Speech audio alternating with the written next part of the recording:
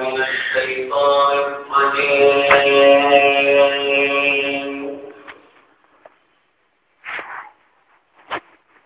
بسم الله الرحمن الرحيم.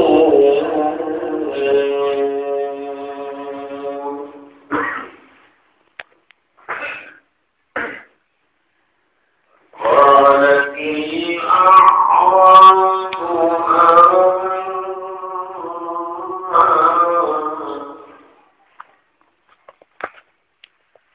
قل لم تؤمنوا ولكن قولوا أسلمنا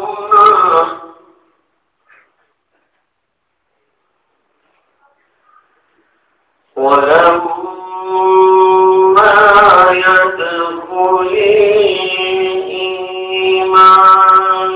في قلوبكم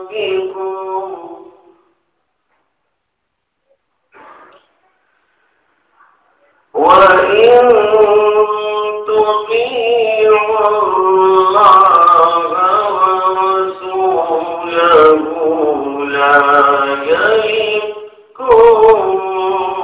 من أعمالكم شيئا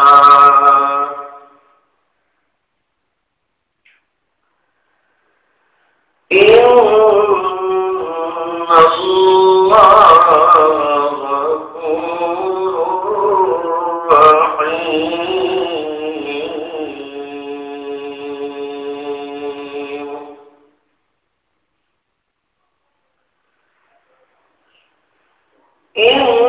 إنما المؤمنون الذين آمنوا بالله ورسوله ثم لم يرتابوا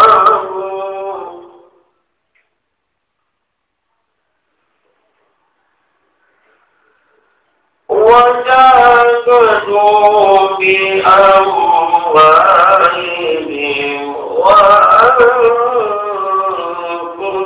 وأنفسهم في سبيل الله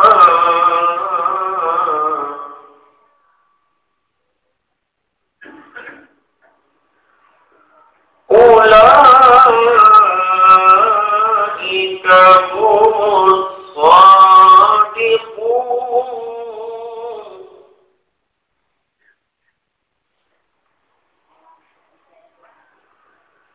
قل أتعلمون الله بدينكم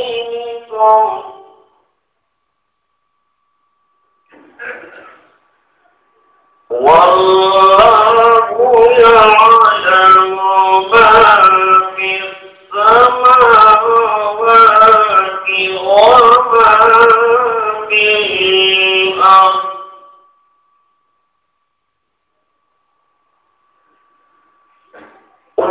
والله بكل شيء عليم.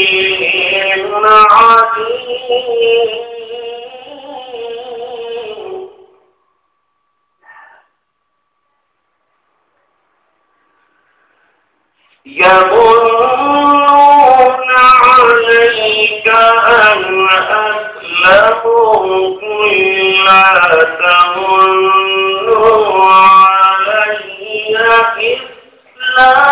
إسلامكم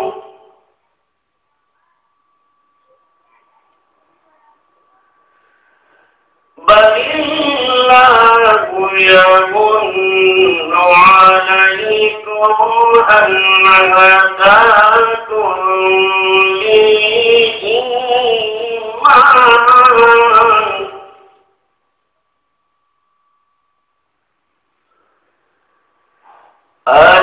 هداكم للإيمان إن كنتم صادقين.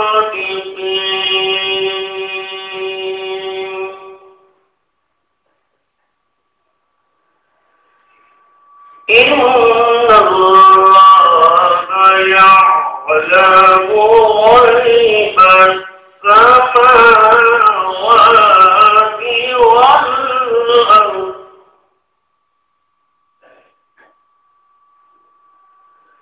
والله بصير بما تعملون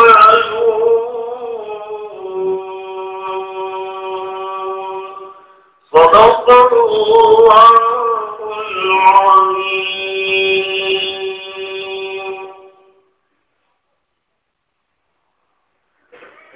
یہ سورت کا آخری حصہ ہے. اس سے پہلے سورت الحجرات میں اجتماعی اور ایمانی زندگی کے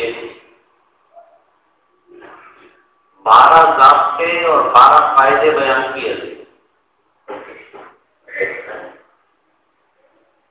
جن میں انکساری کے ساتھ زندگی گزارنا، دوسروں کا تمسخر نہ کرنا،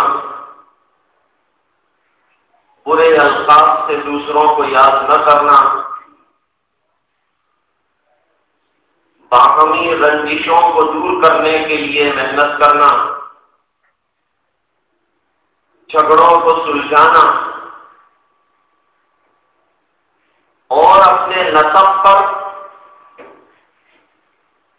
اور اپنی نسل پر غرور اور فخر نہ کرنا.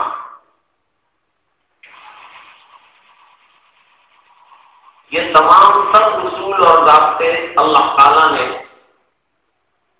ایک اچھے مومن کی زندگی کے اہم جز اور صفات قرار دی. ایک شکوے پر یہ سورت کو ختم کرنا چاہتے ہیں. شکوہ کیا ہے؟ کہ جو لوگ سچے ہوتے ہیں وہ اپنے ایمان کے دعوے نہیں کرتے، وہ کام کرتے چلے جاتے ہیں. ان میں وہ تمام خوبیاں جو گزشتہ 12 ضابطوں کے ماتحت ذکر کی ہیں، وہ تمام خوبیاں ان میں پائی جاتی ہیں، لیکن وہ اپنے دعوے ایمان سے ڈرتے ہیں. لیکن ایک طبقہ دیہاتیوں کا حضور پاک صلی اللہ علیہ وسلم کے پاس آیا تھا. ایک قبیلہ آیا اور آ کر انہوں نے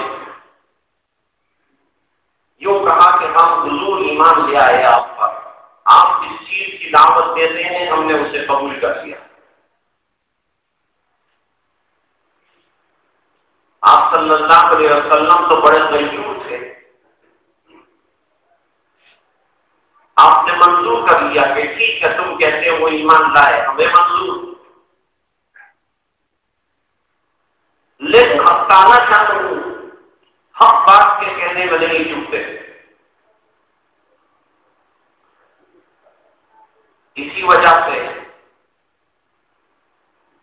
قرآن کریم میں کئی بارے میں حقیقت کو واضح کیا ہے. ان اللہ لا یستحیی ان یضرب مثلا ما بعوضۃ فما فوقہا. تو اللہ نے فرمایا اے نبی ان سے کہہ دو کہ یہ جو تم نے آ کر اپنے فائدوں کے لیے احسان جتایا ہے اور یہ جو بات کہی ہے کہ ہم ایمان لائیں، یوں کہو کہ ظاہری طور پر تم نے ابھی اقرار اسلام اور اقرار دین کیا ہے، دین تمہارے اندر ابھی راسخ نہیں ہوا، ابھی تو الفاظ کے زبان پر صرف اقرار کیا ہے تم نے. لم تؤمنوا جسے ایمان کہتے ہیں وہ تقدیر کی گہرائی میں اللہ کے ہونے کا یقین اور اللہ کے نبی کو سچا مان کر اس کی لائف کی ہر بات کو اتنا گہرائی کے ساتھ ماننا کہ کوئی اسے ٹال نہ سکے، ہٹا نہ سکے. ایسا ایمان تمہارا ہے کہاں ابھی؟ تو ظاہری اقرار کیا ہے جسے اسلام کہنا چاہیے. یہ اس لیے انہوں نے آ کر کیا تھا کہ مسلمانوں کو جو فوائد حاصل ہوتے ہیں وہ ان کو بھی حاصل ہونا شروع ہو جائے، غنیمت کا مال بھی ملے، بزرگ ان کو خصوصی رعایتیں بھی دیں، ان کے لیے مراعات بھی جاری کی جائیں۔ یہ تمام فوائد حاصل ہونے کے لیے اپنے ایمان کا اقرار کرنے کے لیے بزرگ کے دربار میں آئے تھے، لیکن اللہ تعالیٰ نے ان کی قریب کو کھولا۔ یوں فرمایا ابھی تک سچی اقرار ہے تمہارا، دل کی گہرائیوں میں جو یقین ہونا چاہیے اللہ کا آہستہ مقرر میں ابھی اس کو دیر ہے، ابھی جب وہ آئے گا تو تمہیں کہنا نہیں پڑے گا کہ ہم ایمان لائے، وہ عمل ہوتا ہوا چلا جائے گا، لوگ کہیں گے کہ اس کو ایمان کہتے ہیں۔ یہاں اللہ تعالیٰ نے لفظ اعراب استعمال کیا ہے۔ ایک جگہ اللہ تعالیٰ 11ویں پارے میں فرماتے ہیں الاعراب اشد کفرا ونفاقا،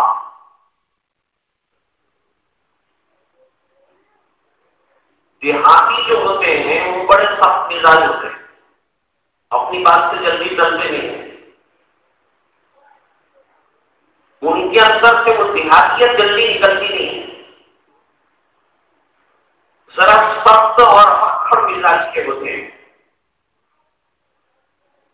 اس لیے دیہاتوں میں دیکھا ہوگا چھوٹی موٹی باتوں پر کافی لمبے دنگے اور جھگڑے رہتے ہیں۔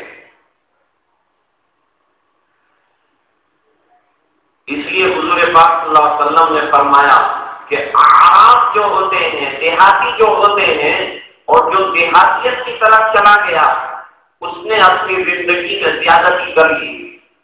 شہری زندگی اچھی ہے، شہر میں وسائل بھی ہوتے ہیں، لوگوں کے مزاج بھی وسیع ہوتے ہیں، کاروبار کے نظام ہوتے ہیں، پورے علاقے سے لوگ شہروں میں آتے ہیں۔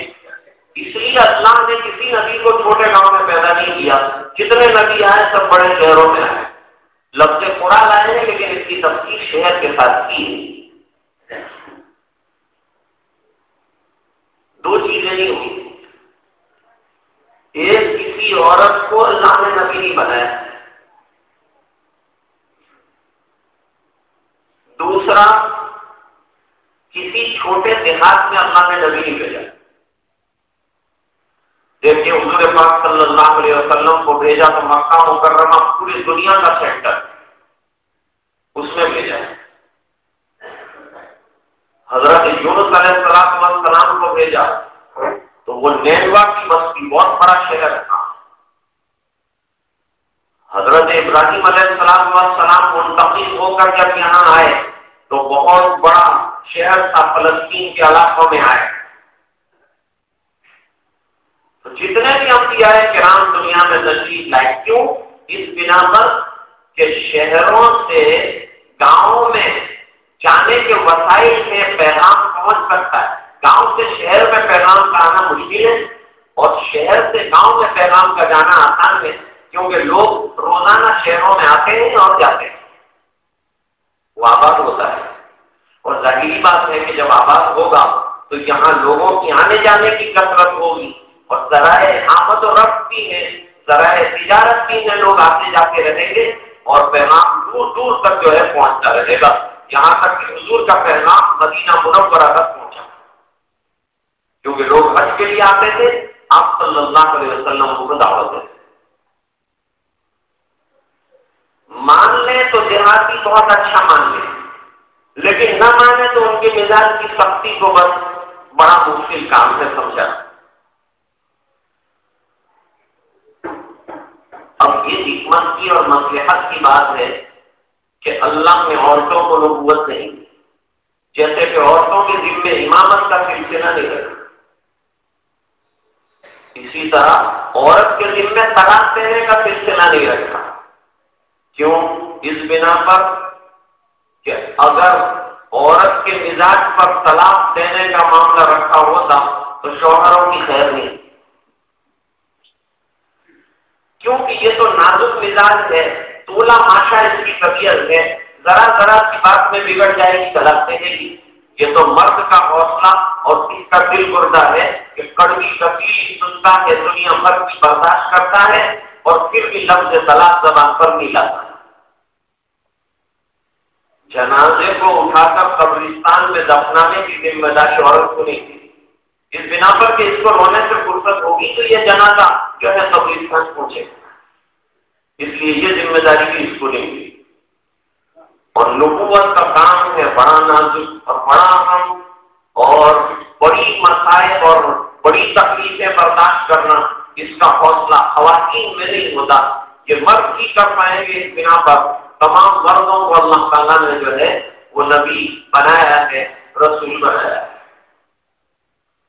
رابعہ بصری رحمت اللہ علیہ سے کسی نے کہا تھا کہ آپ کتنی بھی بڑی ولیہ بن جائیں لیکن آپ نبی نہیں بن سکتی. تو انہوں نے کہا کہ عورت نبی بنتی تو نہیں ہے لیکن نبی جنتی ضرور ہے. جتنے نبی ہیں گود میں عورت کی کے یعنی ماں جی کے پلتے ہیں. بڑے بڑے اولیاء جو ہوتے ہیں وہ ماں جی کی گود میں، بلکہ بڑی مائیں یہی بڑے بچوں کی جنم داتا بنتی ہیں. تو بڑے لوگ جو ہیں اصل میں بڑی ماؤں کی بہن ہوا کرتے ہیں. ان کے بڑے اخلاق جو ہیں گود میں ملتے ہیں، جس کی وجہ سے یہ چھوٹا انسان بڑائیوں کو پہنچتا ہے. اب تاریخ اٹھا کر اس قاعدے کو دیکھیے تو آپ کو بات زیادہ سمجھ میں آئے گی.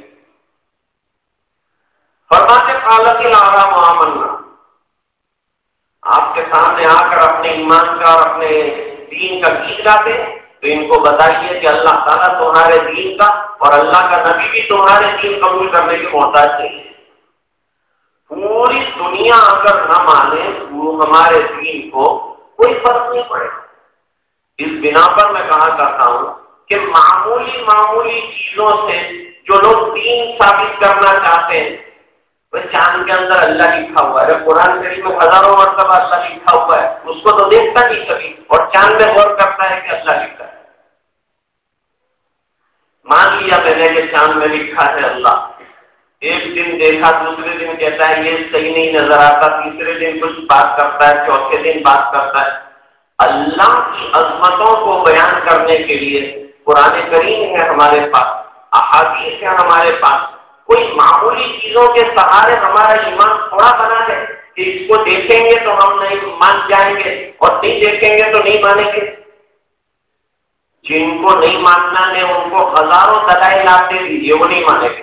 اور جن کو ماننا تھا حضرت عثمان غنی رضی اللہ تعالیٰ عنہ کی طرح، حضرت ابو بکر نے کہا میں مانتا ہوں، تم کو ماننا ہے. کہا تم نے مانا تو میں ماننے کے لیے تیار ہوں، ماننے کو تیار ہوں. اور اس کے مقابلے میں ابو جہل روزانہ معجزے طلب کرتا تھا، دیکھے بھی تھے معجزات کے بھی نہیں مانا. یہاں اللہ تعالیٰ فرماتے ہیں قُلْ تُؤْمِنُوا وَلَكِنْ قُولُوا أَسْلَمْنَا وَلَمَّا يَدْخُلِ الْإِيمَانُ فِي قُلُوبِكُمْ. ابھی ایمان تمہارے دلوں کی گہرائیوں کے اندر نہیں پہنچا. یہ بات میں اور آپ تو نہیں کہہ سکتے لیکن اللہ کہہ سکتے ہیں، کیونکہ اللہ تعالیٰ دل کے حال کو جانتے ہیں. اس لیے ہم تعالیٰ شانہ یہ بات بیان کر سکتے ہیں. اللہ نے فرمایا کہ جب ایمان آئے گا تمہارے دل کی گہرائیوں میں کوئی کمی نہیں رہے گی. فرماتے ہیں کہ ایمان لانا ہی ہے تو پھر سچا ایمان لاؤ، اور جب ایسا ایمان آئے گا تو تمہارے اعمال میں کسی قسم کی کوتاہی نہیں رہے گی، کسی قسم کی کمزوری نہیں رہے گی. جتنی صفات ہم نے ایک ایمان والے کی اخلاقی ذکر کی ہے وہ تمام صفات اس کے اندر پیدا ہو جائے گی. اس لیے سچا ایمان والا دعوی ایمان نہیں کرتا بلکہ اپنے ایمان پر عمل پیرا رہ کر شرمندہ رہتا ہے کہ اللہ تعالیٰ مجھے بخش دے اور میری خطایا کو درگزر کر دے تو ہی غنیمت ہے. ان اللہ غفور الرحیم، بے شک اللہ تعالیٰ بڑی مغفرت فرمانے والے اور بڑے رحم فرمانے والے. اب ایمان والے، سچے ایمان والے کون؟ انما المؤمنون الذین آمنوا باللہ ورسولہ. سچے ایمان والے وہ ہیں جنہیں اللہ پر پورا بھروسہ ہے، کامل یقین ہے، مکمل اعتماد ہے، اور اس کے رسول صلی اللہ علیہ وسلم کی ہر بات کو وہ سچا سمجھتے ہیں. ثم لم یرتابوا، پھر ان کو ان صداقتوں میں اور ان سچائیوں میں ایک رتی بھر کا شک نہیں ہوتا، ان کے پاس شک نہیں۔ اس لیے اللہ تعالیٰ قرآن کریم شروع فرما رہے ہیں، وہاں قرآن کریم کے لیے کیا کہا؟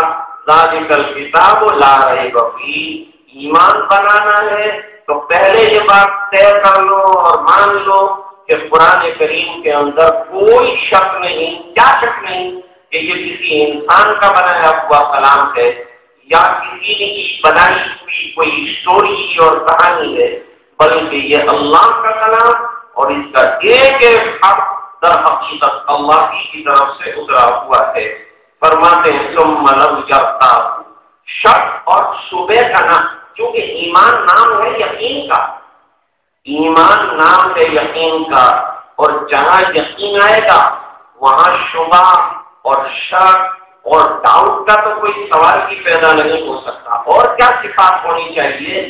فرماتے ہیں جب ایمان آ جائے گا تو اس کو کہنا نہیں پڑے گا کہ ایمان کا تقاضا ہے جان کا لگانا، ایمان کا تقاضا ہے مال کا لگانا۔ صحابہ کرام کو دعوت نہیں دینی پڑی کہ اب تمہیں جان لگانی پڑے گی، اب تمہیں مال لگانا پڑے گا، وہ تو سامنے سے کہہ دیا انہوں نے، بلکہ کر کے دے دیا۔ وَجَاهَدُوا بِأَمْوَالِهِمْ وَأَنفُسِهِمْ فِي سَبِيلِ اللَّهِ۔ جب یقین آ جاتا ہے اور کسی چیز کا یقین دل کی گہرائیوں میں بیٹھ جاتا ہے تو اس بیٹھ جانے کے بعد پھر اس کو اس یقین سے ہٹا نہیں سکتے۔ یہ ایسا جذبہ ہے کہ آدمی جان دے کر بھی وہ جذبے کو نبھانا چاہتا ہے۔ صحابہ کرام نے جان دے کر بھی اپنے ایمان کی حفاظت کی، مال دے کر بھی اپنے ایمان کی حفاظت کی، اور دے کر بھی روتے تھے کہ اگر قبول ہو جائے تو زکے نصیب، اس بنا پر کہ اللہ کے دربار میں کمی کوئی نہیں۔ حضرت شیخ الہند رحمت اللہ علیہ کا واقعہ نقل کیا ہے، جب ان کو قید خانے میں دوسرے علماء کے ساتھ انگریزوں کا یہ فیصلہ سنایا گیا کہ آپ کو اب جو ہے پھانسی پر چڑھنا ہے، آپ کا فیصلہ پھانسی کا ہو چکا ہے، تو اور جتنے علماء تھے وہ تو آپس میں بغل کی ہوئے اور ایک دوسرے کو مبارکباد کی اور یوں کہا چلو ہمارا تو مقصد حاصل ہو گیا، ہم تو اتنے عرصے سے کوشش کر رہے تھے جان ہتھیلی پر لے کر کہ اللہ کے راستے میں کام آ جائے ہماری جان، مبارک ہو بھائی اللہ نے قبول فرمایا۔ تو پھانسی کا دن در حقیقت ہمارے لیے خوشی کا بشارت کا دن ہو جائے گا، لیکن جب حضرت شیخ الہند کو دیکھا تو رو رہے، حضرت آپ کیوں رو رہے ہیں؟ آپ نے تو ہم کو بتلایا تھا اللہ کے راستے میں جان جائے تو قیمت کتنی بنتی ہے، اللہ کتنے خوش ہوتے ہیں، شہادت کا مرتبہ کیا ہے، یہ مومن کی تمنا ہے، ہم تڑپ رہے تھے اور جب یہ جان لبوں تک آ گیا تو آپ رو کیوں رہے؟ اب کیا جان عزیز ہے اس لیے رو رہے؟ جواب کوئی نہیں دیتے، روتے جاتے۔ دوپہر کو روئے اتنا کہ کھایا نہیں، رات کو روئے اتنا کہ کھایا نہیں، دوسرے دن صبح میں چائے تک نہیں پی، رات بھی روتے رہے، نماز میں لگے رہے۔ دوپہر کا وقت ہوا، مولانا عزیر گل جو شاگرد بھی تھے اور رفیق بھی تھے بے تکلف، انہوں نے کہا حضرت سمجھ میں نہیں آتا اتنا رونا کس بات کا، جب سے آپ نے پھانسی کا فیصلہ سنا تب سے اب رو رہے ہیں۔ اب آنسو سوکھے اور یوں کہا کہ تو یوں سمجھتا ہے کہ موت سے ڈر کر اور پھانسی کے خوف سے میں رو رہا ہوں؟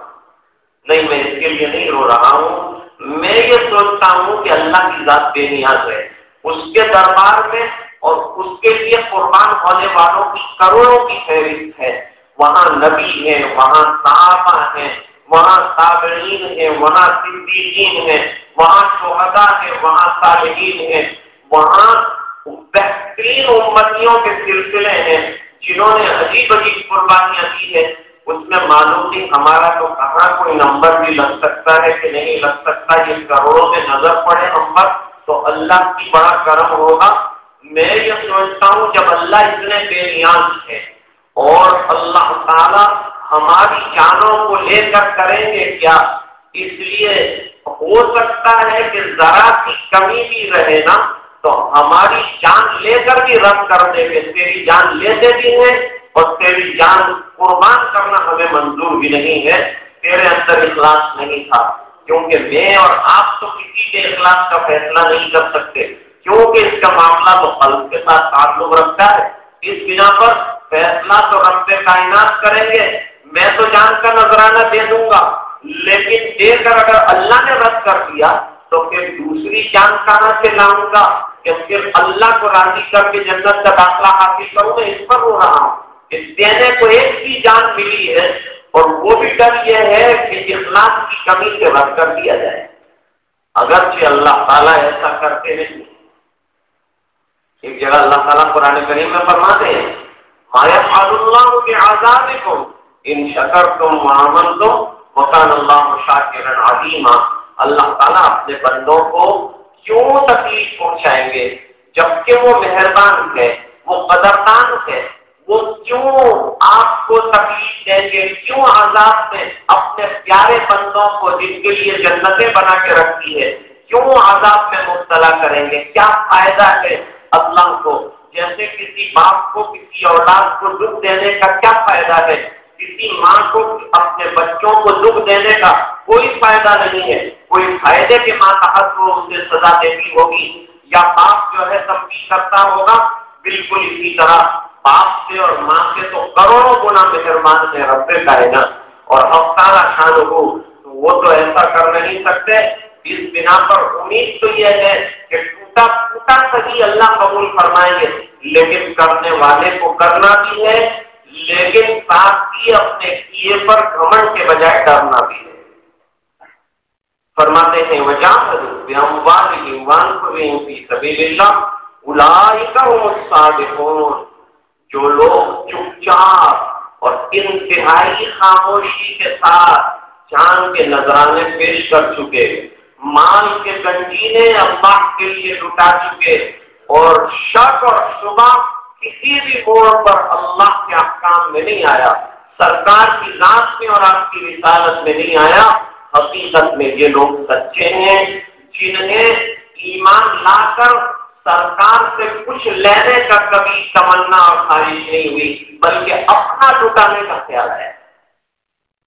یہ تو ایمان اس لیے لائے تھے نا کہ کچھ غنیمت کا مال ہو تو ہم کہیں کہ مسلمان ہے تو مل جائے گا، ہم تو ایماندار ہیں تو خصوصی رعایت شاید نئے لوگ ہیں رعایت کر لی جائے گی ہماری، تو اس لیے انہوں نے اظہار کیا تھا. صحابہ کرام نے کبھی آ کے نہیں کہا کہ حضور ہم آپ پر ایمان لائے، وہ تو عمل بتا رہا تھا ان کا کہ ایمان ہے اور کتنا ہے. یہاں تک کہ حضور پاک صلی اللہ علیہ وسلم نے حضرت عبداللہ ابن ام مکتوم رضی اللہ تعالیٰ عنہ جو ایک نابینا صحابی تھے، وہ ایک مسئلہ لے کر حضور کے دربار میں آئے تھے، اور آپ جو ہے کفار قریش اور سرداران قریش سے گفتگو دینی کر رہے تھے، دین کی دعوت ان کو دے رہے تھے، اور ان کی بات کا جواب نہیں دیا آپ نے اور ان کی طرف توجہ نہیں دی، تو اب تعالیٰ شان اس پر ناراض ہوئے. پوری سورت اتری عبس وتولی ان جاءہ الاعمی وما یدریک لعلہ یزکیٰ او یذکر فتنفعہ الذکریٰ. آپ نے یہ کیا کیا؟ یہ غریب اور نابینا کی طرف توجہ کیوں نہیں دی آپ نے؟ یہ بڑے لوگوں کی خاطر. حضور یہ سوچ رہے تھے کہ یہ میرا اتنا پکا انسان ہے، اتنا متوالا ہے میرا کہ میں بے رخی کروں گا، اس کے باوجود یہ ٹلے گا نہیں. یہ سچا اتنا ہے کہ ایمان سے ہٹے گا نہیں، میں دھکے دوں گا جب بھی یہ جائے گا نہیں. جیسے ماں بچے کو کتنا بھی مارے لیکن بچہ دوڑ کر اسی ہی گود میں جگہ پانے کی کوشش کرتا ہے. فرماتے ہیں کہ جتنا نکالوں گا اتنا اور قریب رہے گا یہ. اس لیے حضور نے ڈانٹا بھی، بے رخی بھی کی، لیکن حق تعالیٰ شان بڑے غیور ہیں، یہ بے رخی اللہ نے برداشت نہیں فرمائی اور محبت آمیز خطاب فرمایا اور بتلایا کہ حقیقت حال یہ ہے کہ غریب تو غریب، لیکن اللہ کے یہاں اس کے ایمان کی قدر ہے، اس کے اللہ کے ہونے کے یقین کی چاہت ہے اللہ کے یہاں. یہ نابینا ہو کہ غریب ہو یہ دنیا والے دیکھتے ہوں گے، لیکن اللہ کے یہاں اس کے اندر کی مایا دیکھی جاتی ہے، اس کے اندر کا ایمان کتنا پختہ ہے اس کو دیکھا گیا ہے. فرماتے ہیں کہ جنہوں نے ایمان قبول کیا ہے شک اور شبہ میں نہیں ہے۔ آج تو لوگوں کا عالم یہ ہے کہ مولانا نے توجہ نہیں دی، ہم نے سلام کیا تھا تو انہوں نے ہاتھ بھی نہیں ہلایا، جب اس کو بولے سلام تو کیا اس کے نماز نہیں پڑھنی تھی، گون کی آدمی ہو گیا اپنے کو ہاتھ بھی نہیں ہلاتا، حالانکہ بیچارے مولانا نے دیکھا بھی نہیں۔ ایسے عقیدت مندوں کا کوئی ٹھکانا نہیں۔ عقیدت مند تو وہ ہے کہ جوتا مارے شیخ تو سر پیش کرے اور یوں کہے کہ سر توڑ ڈالے گا جب بھی تیرے دروازے سے نہیں چلوں گا، وہ حاصل کرتا ہے کوئی۔ باقی ایسے کچی عقیدتوں والا کہ بہارا اور ذرا بگڑا تمہارا ہارا، اس کا کوئی ٹھکانا نہیں، اس کی کوئی حیثیت نہیں۔ ابھی اس کو محنت کرنی ہے اور کوششیں کرنی ہے، اتنا اپنے آپ کو مٹانا ہے، اتنا بنانا ہے کہ کتنی بھی بے رخی ہو جائے لیکن شیخ کا دامن نہ چھوڑے، اور اشیاء اور مشائخ بالارادہ بے رخی سے پیش آتے ہیں تاکہ وہ اصلاح کریں۔ یہ اصلاح کے لیے ہوتی ہے اللہ والوں کی بے رخی، دلوں میں محبت ہوتی ہے، پوری توجہ ہوتی ہے، لیکن یہ بے رخی کے پیچھے بھی محبتیں اور یہ شاگرد کی اور مرید کی اصلاح جو ہے وہ درپیش اور درکار ہوتی ہے۔ لیکن آج کل شیخ کو مریدوں کی شان کا اور ان کی آن بان کا بہت خیال رکھنا پڑتا ہے۔ نفرے والے مرید ملے ہیں ہم کو کہ ان کو بہت سنبھالنا پڑتا ہے کہ یہ کہیں ناراض نہ ہو جائے، بجائے اس کے کہ یہ یوں سوچتے کہ شیخ ناراض نہ ہو جائے۔ اللہ تعالیٰ سمجھ نصیب فرمائے تب جا کر کے یہ گلی کے اندر کچھ حاصل ہوگا، ورنہ یہ ناز و نعام کے ساتھ اور ذرا ذرا بات میں عورتوں کی طرح ناراض ہونے سے اصلاح نہیں ہوتی۔ یہ تو بہت رگڑ کھانی پڑتی ہے تب جا کر کچھ ملتا ہے۔ آدمی بنتا ہے انسان ٹھوکرے کھانے کے بعد اور رنگ لاتی ہے کہ نہ پتھر پہ گر جانے کے بعد، بہت کچھ مصیبتیں اور بہت کچھ پریشانیاں اور بہت کچھ مجاہدوں کے بعد پھر اللہ تعالیٰ تھوڑا سا عطا فرماتے ہیں۔ علم کے لیے کیا کہا مشائخ نے، العلم لا یعطی بعدہ حتی تعطیہ کلہ، جب تک تو علم کے دروازے پر اپنا سب کچھ نہیں لگا دے گا وہاں تک علم تجھے اپنا تھوڑا سا حصہ نہیں دے گا۔ اس لیے فرمایا کہ 1 من علم کے لیے 10 من خیل کی ضرورت ہے، بردباری کی ضرورت ہے۔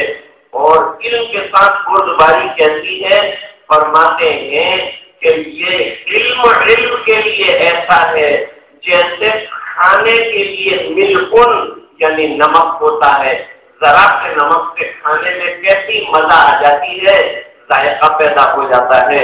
فرماتے ہیں اس طرح اگر تھوڑے علم کے ساتھ ذرا سا نمک تواضع کا پڑ جائے تو یہ علم رنگ لائے گا، ورنہ تواضع اور دین کا پندار انسان کو ختم کر دے گا۔ شیطان کے برباد ہونے کی سب سے بڑی وجہ اپنے علم کا گمان اور اپنے علم کا پندار، یہ انتہائی خطرناک چیز ہے جو انسان کو روحانی نقطۂ نظر سے برباد کر دیتی ہے۔ یہاں اللہ تعالیٰ فرماتے ہیں سچوں کو اعلان نہیں کرنا پڑتا سچائی کا، بس وہ اپنے عمل سے بتاتے ہیں کہ سچے ہیں۔ صحابہ کرام نے اپنے عمل سے ثابت کر دیا کہ ہم لوگ سچے ہیں، اور ان کو خود اپنے آپ کو نہیں کہنا پڑا کہ ہم سچے ہیں، اللہ نے فرمایا کہ یہ سچے ہیں، قرآن کریم نے کہا کہ سچے ہیں، دنیا نے ان کے اعمال کو دیکھا کہ وہ کہا کہ سچے ہیں۔ اللہ تعالیٰ ہمیں بھی سچا ایمان نصیب فرمائے۔ آج بہت سے اعلانات ہیں جن میں ایک عجیب بات یہ ہے کہ آج ہمارے مجلس کے حاضر باش عبدالعظیم صاحب جو اکثر تشریف لاتے تھے، آج جو ہے وہ دنیا سے رخصت ہوئے، عصر کے بعد آخری سانس لیا انہوں نے زینب اسپتال میں۔ اللہ تعالیٰ مریض رحمت فرمائے، مرحوم کی بے انتہا مغفرت فرمائے۔ بڑے ذاکر شاگرد انسان تھے اور اس کے ساتھ ساتھ دعوت کے لائن میں بڑا کام کرتے تھے، ہمیشہ اللہ کے راستے میں جو ہے وہ چلتے رہتے تھے اور وہاں چل کر بھی جو ہے معمولات کا بڑا اہتمام فرماتے تھے۔ اللہ تعالیٰ مرحوم کی بے انتہا مغفرت فرمائے۔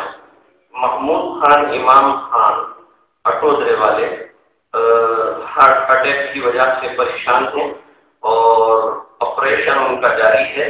اللہ تعالیٰ ان کی اس آپریشن کو کامیاب فرمائے اور انہیں عمر دراز نصیب فرمائے، صحت و عافیت جو ہے وہ عطا فرمائے. محمد ابرار جو تقریباً 7 سال کا ایک بچہ ہے، کچھ دنوں سے بیمار چلا رہا ہے، اس کے لیے دعا فرمائے. اللہ تعالیٰ شفا کاملہ عاجلہ مستمرہ جو ہے وہ نصیب فرمائے. مظہر قاضی کچھ بیماری میں مبتلا ہے، مانڈوی میں رہتے ہیں، ان کے لیے دعا فرمائیں، اسپتال میں زیر علاج ہیں، اللہ تعالیٰ ان کو بھی شفا کاملہ عطا فرمائے. سیدہ خاتون احمد خان یہ دنیا سے چل رہی مغفرت کی دعا کی درخواست کی گئی ہے. فاطمہ بی بی عبد الوہاب یہ بھی دنیا سے تشریف لے گئی، ان کے لیے بھی مغفرت کی دعا فرمائیں.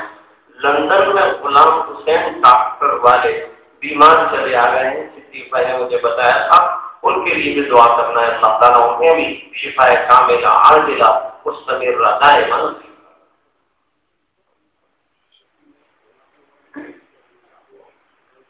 شفیع بھائی کولہاپور والے یہ بھی ہمارے یہاں بہت دور دراز سے تشریف لاتے ہیں، ان کی صاحبزادی کا بھی کوئی آپریشن ہے، اس کے لیے بھی دعا فرمائے. اللہ تعالیٰ ان کو بھی شفا کاملہ نصیب.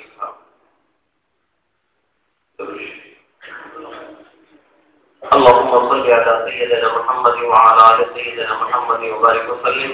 آتنا في الدنيا حسنة وفي الآخرة حسنة وقنا عذاب النار وادخلنا الجنة مع الأبرار يا عزيز يا غفار.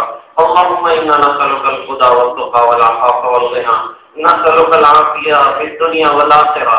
اللهم إنا نسألك رضاك والجنة ونعوذ بك من سخطك وغضبك والنار. اللهم اهدنا واهد بنا واجعلنا سببا لمن اهتدى. اللهم اهد الناس جميعا. اهدنا الصراط المستقيم صراط الذين أنعمت عليهم من النبيين والصديقين والشهداء والصالحين وحسن أولئك رفيقا. اللهم إنا نسألك رضاك والجنة ونعوذ بك من سخطك وغضبك والنار.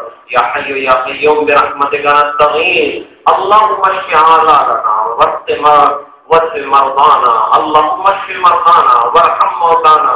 یا اللہ یا رحمان یا رحیم. اے اللہ ہمارے گناہوں کو معاف فرما، کوتاہیوں سے درگزر فرما. ہم بڑے مجرم اور گناہگار ہیں اور اقراری پاکی ہیں. اے اللہ جرائم میں ڈوبے ہوئے ہیں، اپنا فضل فرما کر ہمارے جرائم کو اور گناہوں کو درگزر فرما دے. اے اللہ تیری مان کر زندگی گزارنے میں کامیابی ہے، یہ یقین کے ساتھ زندگی گزارنا نصیب فرما دے. اللہ ایماندار 100% بنا دے، باحیا بااخلاق زندگی عطا فرما. اللہ جو ضابطے اور جو آداب اس صورت میں بیان کیے گئے وہ تمام خوبیاں ہم میں پیدا فرما. اے الہ العالمین آج بہت سے بیماروں کے سلسلے میں دعا کی درخواستیں رہی ہے.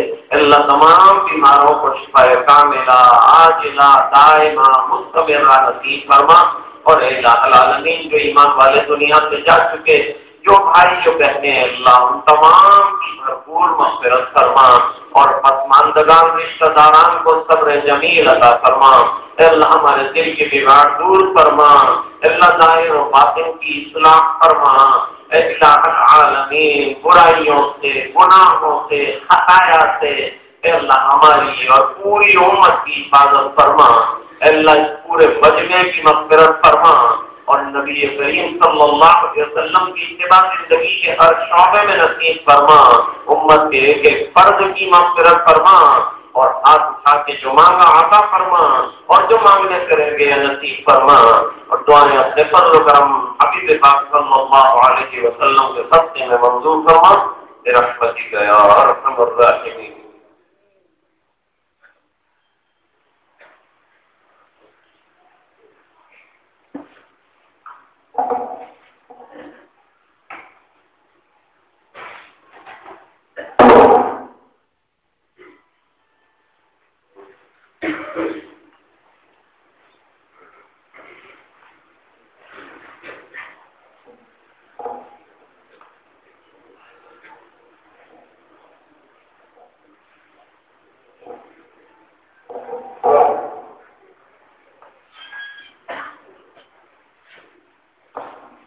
تھوڑی دیر کے لیے انشاءاللہ ذکر کریں گے۔ ذکر کی تو ویسے کوئی مقدار نہیں ہے اور کوئی تعداد نہیں بتلائی، ذکر کثیرہ فرمایا گیا ہے، لیکن اس کے باوجود مشائخ نے جیسے جیسے لوگ جیسے جیسے امراض اس کے اعتبار سے وظائف جو ہیں اور اوراد طے فرمائے ہیں، تجویز فرمائے ہیں۔ جیسے کہ طبیب دوائی تو سب اچھی ہوتی ہے، لیکن کوئی پورا بوٹل اٹھا کر پی جائے تو ظاہری بات ہے کہ فائدہ ہونے کے بجائے نقصان ہو سکتا ہے۔ اس طرح ذکر کی مقداریں مشائخ جو بتائیں وہ مقدار کے مطابق جب ہم عمل کریں گے تو یہ دوا ہمارے لیے مفید ہوگی، روحانی اصلاح اور روحانی ترقی کا ذریعہ ہو۔ سلسلہ نقشبندیہ میں ذکر جہری نہیں، لیکن ہمارے ساتھ دوسرے سلسلے بھی ہیں اور ان سلسلوں میں ذکر جہری ہو سکتا ہے، اس لیے ہم نے مناسب امتزاج رکھا ہے، اس سلسلے سے تھوڑا سا ذکر جہری لیا ہے اور باقی اصل اصلاح جو راستہ رکھا ہے اصلاح کا وہ ہے سلسلہ نقشبندیہ کا، اور وہ مراقبے کا راستہ ہے۔ مراقبہ اکثر لوگ کہتے ہیں کہ ذکر ہوا اور مراقبہ نہیں ہوا، حالانکہ اصل مراقبہ ہے اور ذکر تو ہر وقت کرنا ہی کرنا ہے، لہذا مراقبہ کسی حالت میں نہیں چھوڑا جا سکتا۔ یہ تھوڑا سا وقت بھی نکالے اور مراقبہ ضرور کرے۔ مراقبہ اللہ کی رحمت کے انتظار میں بیٹھنے کا نام ہے۔ تھوڑی دیر سے ہم مراقبہ کریں گے، لیکن اس سے پہلے تھوڑی دیر ذکر کریں گے۔ ایک شعر کے ساتھ جو ہے یہ ذکر شروع ہوگا۔ طریقہ حضرات کو معلوم ہے کہ ناف سے دماغ کی طرف یہ لام سر کو اٹھایا جائے، الہا میں دائیں کندھے کی طرف لے جانا اور پھر اللہ میں الٹے ہاتھ کی طرف سینے سے 2 انگل نیچے دل ہے وہاں درد لگا روشنیاں بند کرتی ہے، اور اس کے بعد انشاءاللہ مراقبہ۔ ہزار بار بشویم دگند مشکو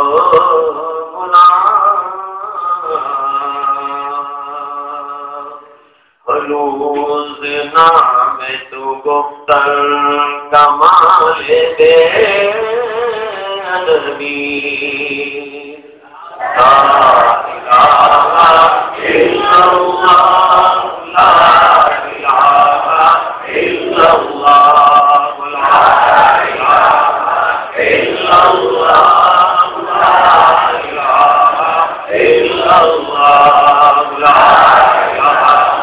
الہ الا اللہ لا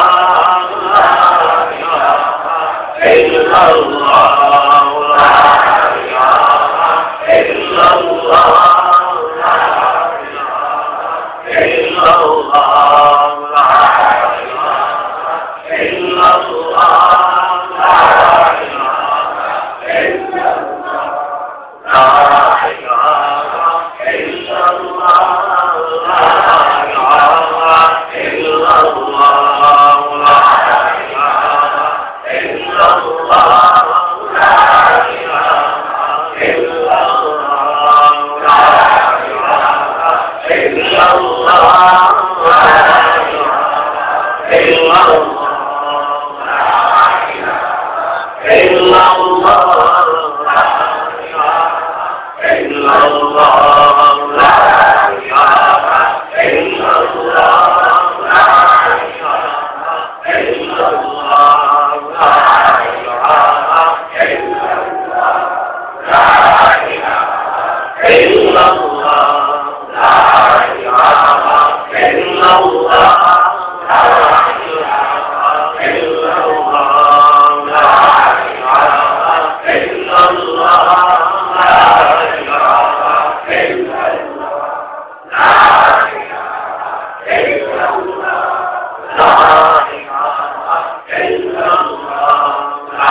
إلا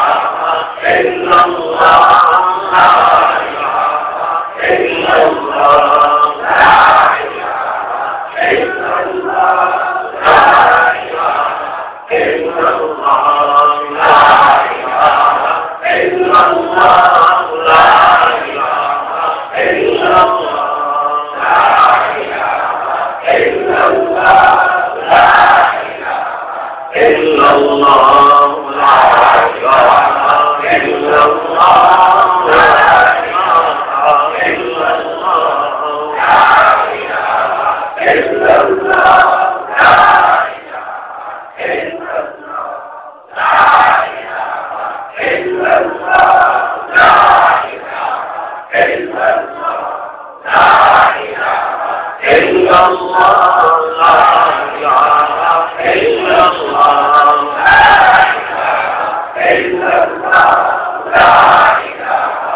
محمد رسول اللہ صلی اللہ تعالی علیہ وعلا آلہ وأصحابہ وأزواجہ وأتباعہ وأطاعتہ وعلماء أمته أجمعين وبارك وسلم تسليما كثيرا كثيرا.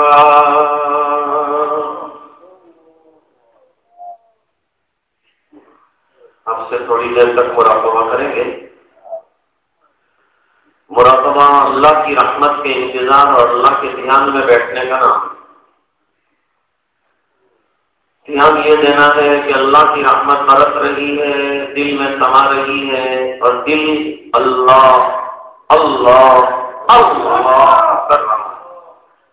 آنکھیں بند ہو اور جسم میں نقل و حرکت نہ ہو اور سر کو دل کی طرف ذرا سا جھکایا جائے اور ایک ہی دھیان رکھا جائے کہ اللہ کی رحمت برس رہی ہے، دل میں سما رہی ہے، دل اللہ اللہ اللہ کر رہا ہے. اب سے تھوڑی دیر تک انشاءاللہ مراقبہ کریں گے. اب مراقب ہو جائیں. یہ مراقبہ ماں بہنیں بھی کریں گی، یہاں بیٹھے ہوئے سب کریں گے. کسی شیخ سے بیعت ہو نہ ہو سب کر سکتے ہیں مراقبہ.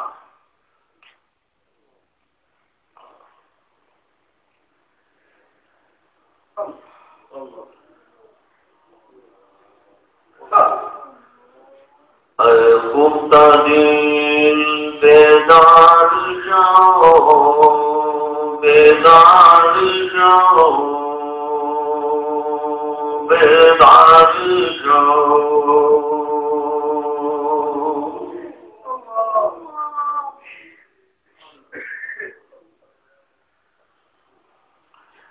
غفلت میں دوسرے میں دل جا گیا. در ذکر حق مشغول شو مشغول شو مشغول شو. اللہ کی یاد میں مشغول ہو جا. دل کا اصلی کام اللہ کی یاد. اللہ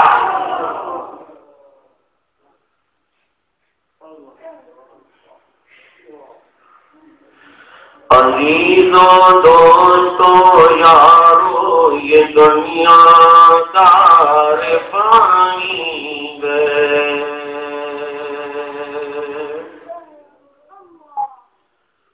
دل سے مت لگاؤ تم لحد میں جا بنانی گئے.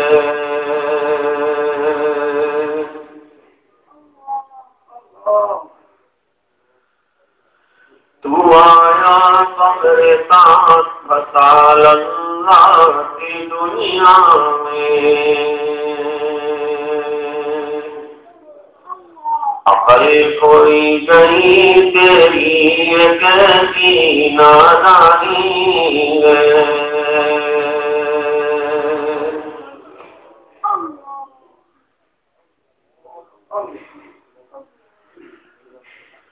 روزے رکھ نماز پڑھ خدا کو یاد کر گردم کی تجھے ایک دن کام آنی ہے.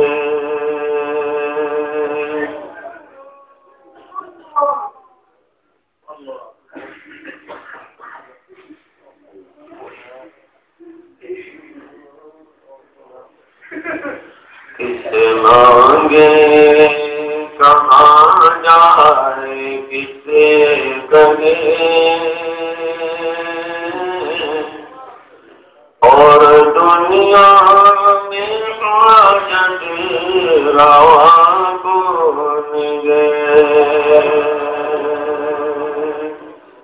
سب کا داتا گے تو سر کو دیتا گے تو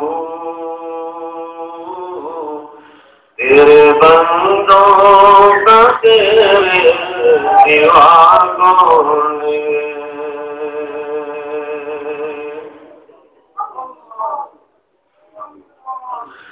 کون مقبول ہے کون مجھے ہے اور بے خبر کیا خبر تجھے کو کیا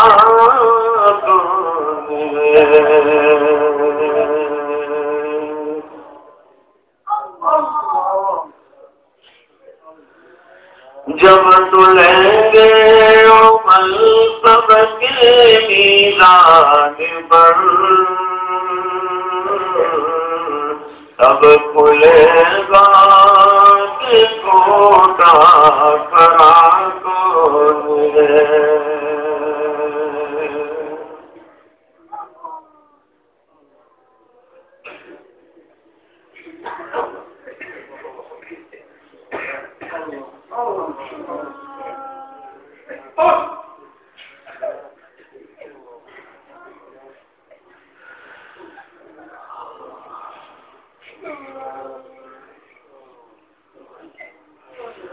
جب مراقبے میں آنکھیں بند ہو تو یہ سوچنا چاہیے کہ آج میں نے اپنے اختیار سے آنکھیں بند کی ہے، ایک دن وہ آئے گا تو لوگ میری آنکھ بند کر دیں گے۔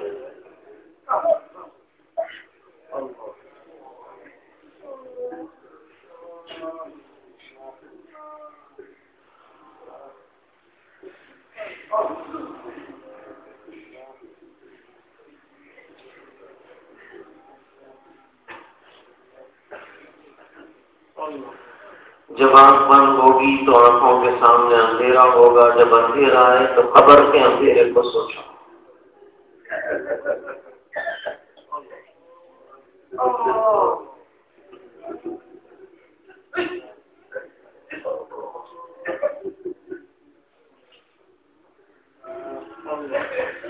لا الہ الا اللہ محمد رسول اللہ علیہ وسلم۔ اللهم صل على سيدنا محمد وعلى آل سيدنا محمد وأصحابه وأزواجه وبارك وسلم يا أول الأولين ويا آخر الآخرين ويا راحم المساكين ويا خير المسؤولين ويا أكرم الأكرمين ويا غياث المستغيثين ويا أرحم الراحمين رب اغفر وارحم وأنت خير الراحمين آتنا في الدنيا حسنة وفي الآخرة حسنة وقنا عذاب النار وقنا عذاب القبر وقنا عذاب الحشر وقنا عذاب الفقر وقنا عذاب الدين واحشرنا يوم القيامة مع الأبرار ربنا لا تزغ قلوبنا بعد إذ هديتنا وهب لنا من لدنك رحمة إنك أنت الوهاب ربنا إنك جامع الناس ليوم لا ريب فيه إن الله لا يخلف الميعاد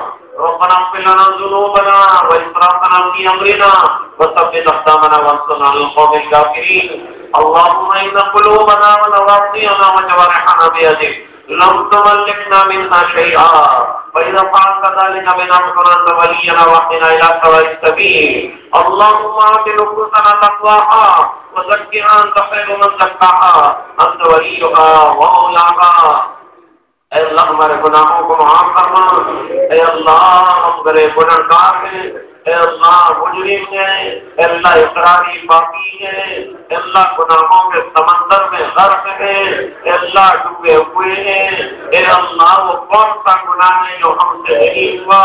اے الہ العالمین یہ تیرا کرم ہے کہ تو نے گناہوں پر پردے ڈال دیے اور ہمیں اچھا لوگوں میں شمار کرا دیا۔ اے اللہ کل آخرت میں بھی پردہ پوشی کا معاملہ فرما، ستاری کا معاملہ فرما، اے اللہ دنیا آخرت کی رسوائیوں سے حفاظت فرما، ورنہ ہمارے جرائم ایسے ہیں کہ رشتہ داروں پر کھل جائے تو رشتہ دار رشتہ داری ختم کر دے اور دوست دوستی ختم کر دے اور محلے والے محلے میں برداشت نہ کریں اور بستی والے بستی میں برداشت نہ کریں، لیکن اے اللہ تو نے پردوں میں معاملے کو چھپا دیا، کرم فرمائی کی، اے اللہ ہم تیری نعمتیں کھاتے رہے اور تیری ناشکری کرتے رہے، تیری نعمتیں کھا کر تجھے ناراض کرتے رہے۔ اس جرم عظیم کو معاف فرما، جرم عظیم کو معاف فرما، اے الہ العالمین ذاکرین میں سے بنا دے، ذکر والی زندگی عطا فرما، تیرا دھیان نصیب فرما، تیرا ذوق تیرا شوق تیری معرفت تیرا عشق عطا فرما، اے اللہ نبی کریم صلی اللہ علیہ وسلم کی اتباع زندگی کے ہر موڑ پر نصیب فرما، زندگی کے ہر دور میں عطا فرما۔ اے اللہ اس کے رسول، محبت رسول اور اتباع رسول صلی اللہ علیہ وسلم نصیب فرما۔ اے اللہ جو بیمار ہیں انہیں شفا عطا فرما، جو پریشان ہیں ان کی پریشانیاں دور فرما۔ اے اللہ ہمارے ظاہر اور باطن کی اصلاح فرما، مشائخ کے فیضان کو جاری فرما، سلسلوں کا فیض عطا فرما، جو مشائخ کام کر رہے ان کی عمروں میں برکتیں عطا فرما، ہمارے شیخ کی عمر میں بھی برکت عطا فرما۔ اللہ سلسلے کو دوام نصیب فرما، اللہ فیضان کو جاری فرما، اللہ تمام سلاطین کا احترام نصیب فرما۔ مشائخ جو زندہ ہیں ان کی عمروں میں برکتیں عطا فرما، علماء کی حفاظت فرما، مساجد کی، مراکز کی، خانقاہوں کی، مدارس کی حفاظت فرما، علماء اسلام کی حفاظت فرما، اللہ جملہ مسلمانان عالم کی حفاظت فرما۔ اے الہ العالمین ایمان پر دنیا سے جانے والوں کی مغفرت فرما، اللہ پورے مجمع کی مغفرت فرما، اللہ دور دراز سے تیرے نام کی نسبت سے آنے والوں کا آنا قبول فرما، ان کی جانفشانیوں کو منظور فرما، اے اللہ دلوں کو جاری فرما، نور معرفت سے منور فرما۔ اے اللہ ہمارے دل گناہوں سے سیاہ ہو گئے ہیں، اے اللہ ہمارے دل ظلمت کدے بن گئے ہیں، اے اللہ اپنی یاد سے انہیں نورانی بنا دے، نور معرفت سے انہیں منور فرما دے، اے اللہ ہماری گندی زبانوں کو تیری یاد سے مرصع فرما دے، اے اللہ برائیوں سے حفاظت فرما لے، اے اللہ نیکیوں کے داعیے پیدا فرما، نیکیوں کے عشق عطا فرما، تیری مرضی پر چلنا ہمیں نصیب فرما، تو ہم سے راضی اور خوش ہو جا، زندہ جب تک رکھے ایمان کے ساتھ رکھیو، جب وقت آخر ہو قلب والی موت دیجیو، اے الہ العالمین حسن خاتمہ عطا کیجیو، سوء خاتمہ سے بچا دیجیو، اے اللہ قبر کے مراحل آسان کر دیجیو، اے الہ العالمین پوری اموات سے حفاظت فرمائیو، اے اللہ اسپتالوں سے، قید خانوں سے، قانونی چارہ جوئیوں سے جو لوگ دوچار ہیں، اے اللہ ان تمام کی حفاظت فرما، بیماروں کو شفا کاملہ عطا فرما، دنیا سے جانے والوں کی بھرپور مغفرت فرما، اے اللہ جو ہاتھ اٹھا کے مانگا عطا فرما، جو مانگنے سے رہ گیا نصیب فرما، اے اللہ یہ دعائیں اپنے فضل و کرم حبیب پاک صلی اللہ علیہ وسلم کے صدقے میں منظور فرما۔ سبحان ربک رب العزت عما یصفون، سلام علی المرسلین والحمد للہ رب العالمین۔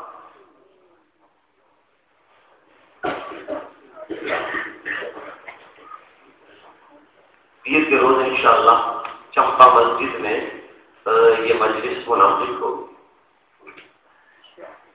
کتنے بجے؟